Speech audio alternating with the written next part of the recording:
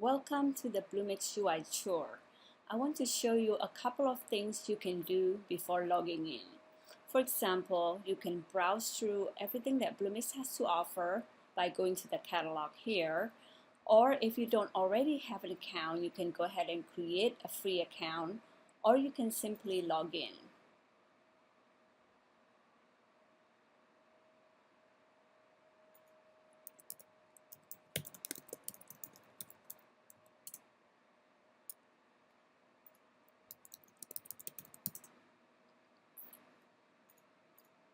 Once you are logged in, you will be directed to this dashboard where you can view all of your activities.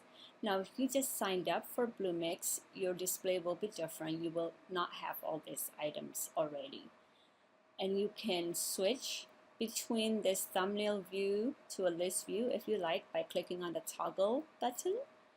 And from this view, there are some basic things you can do for each application. For example, you can stop, restart, rename, and delete an application.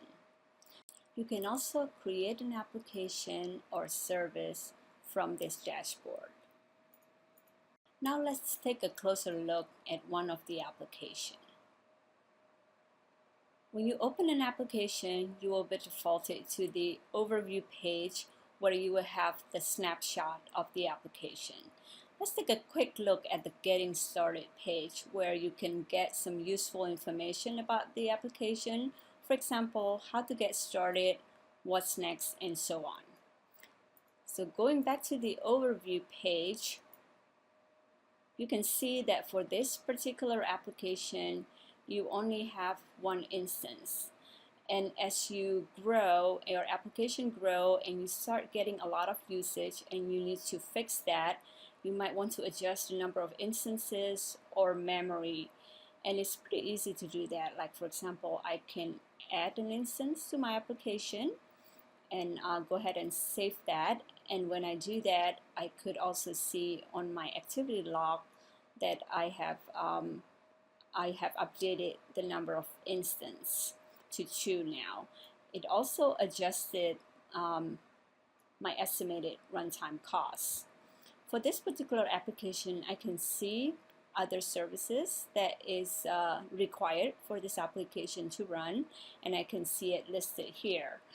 And if I want any more details on runtime, connections, logs, and monitoring, I can navigate through this navigation menu that is available here. Now let's go back to the dashboard. One way I can do so is by clicking on this breadcrumb, and that will bring me to the dashboard. Another way to do it is by using a menu navigation, which is a unified console for application services and infrastructure in Bluemix. So currently I have application highlighted, and it will default me to the dashboard for the application. And I can specialize by clicking on any of the items below. For example, if I only want to see the Cloud Foundry application, I can click on the Cloud Foundry application menu option. As you can see, as I hover through the application, the option will change. So if I go to the infrastructure, that will allow me to explore the Bluemix infrastructure offering. This is because I have a trial account. If I were to have a paid account, infrastructure will actually bring me to where you can start working and ordering any infrastructure component that you may want. Now if I go to the services menu, I have the dashboard option where it will give me all the services that is available in Bluemix.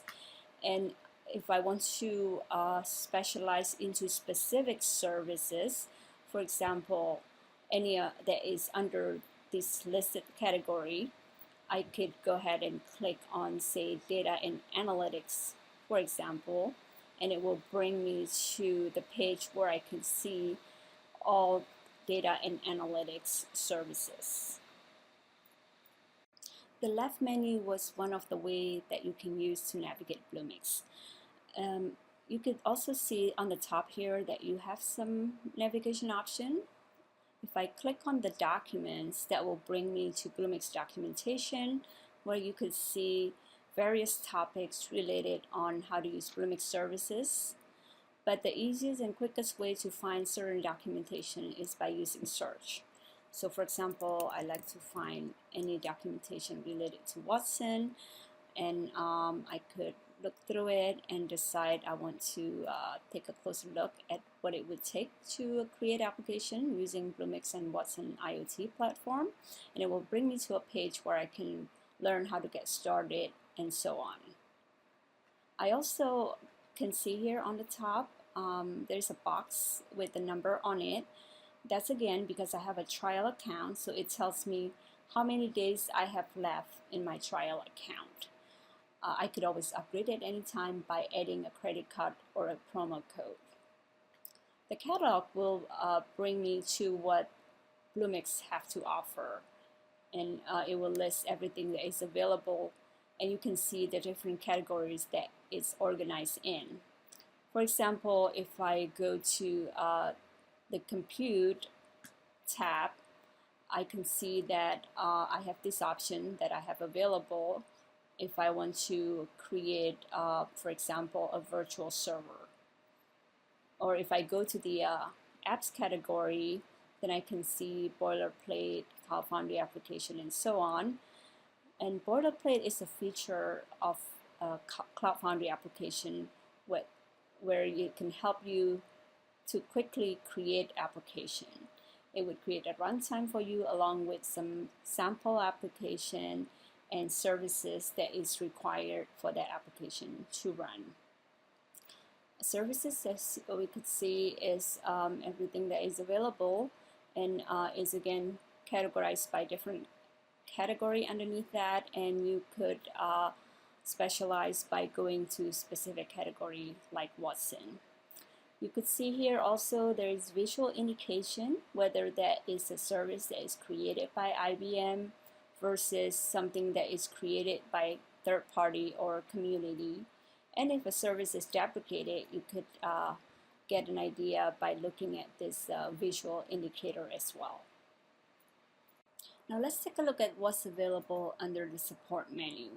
One of the useful things to look at is the status, because it helps you to see what's going on with Bluemix before you start opening a ticket. It tells you everything about all the region and the runtime. And if you scroll down, there is also some additional events that might be useful for you. Now, before you open a ticket, the other thing that you might want to do is to check on what is existing. So perhaps somebody else has the similar problem and they have already have a resolution for it. And you could also post any questions to Stack Overflow, which is a very active community, and it is being monitored with IBM Expert. So that is a really good place to post any question and answer. And if it still doesn't help, then you can go ahead and create a ticket from this menu option as well. Let's take a look at the account option.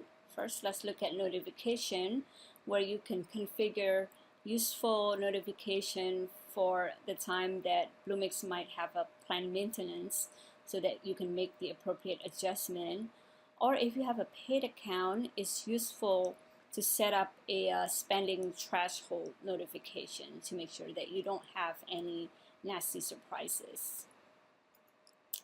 Another useful thing to look at is the usage dashboard. So here you can see the usage summary for all these different months, and this is for all organizations. If you are only interested in certain organization and certain region, you can make adjustment to the view. You could also see your cloud activity in certain months and some charges summaries as well. Let's go over to the team directory now, and this is the team member that I allow to use my organization. And the way I have that set up is by inviting certain team members.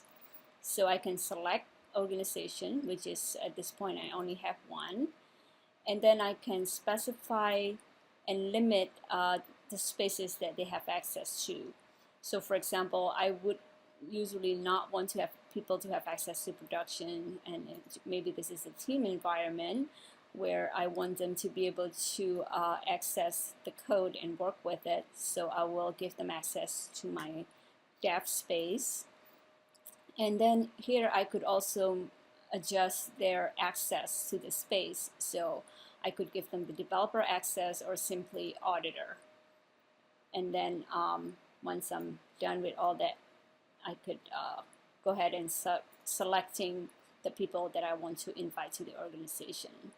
So as you can see here on the left hand side, other people has already invited me to their organization, and when they do that, I could see basic information like the team directory for that organization, and a little bit information about their organization, but I will not be able to make changes. Now let's find out how we can switch organization. So you can click here on the top, but before we switch, I'd like to point out that it is very important to know what region, organization, and space that you are working with.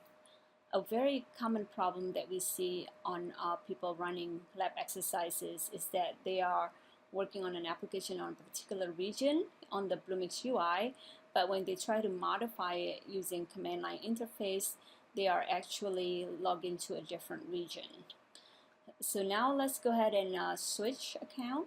I will go and switch to Tim's account, and once I do that, I want to go to the dashboard of the application, and you will notice that I will have a different set of application because I am no longer looking at my application.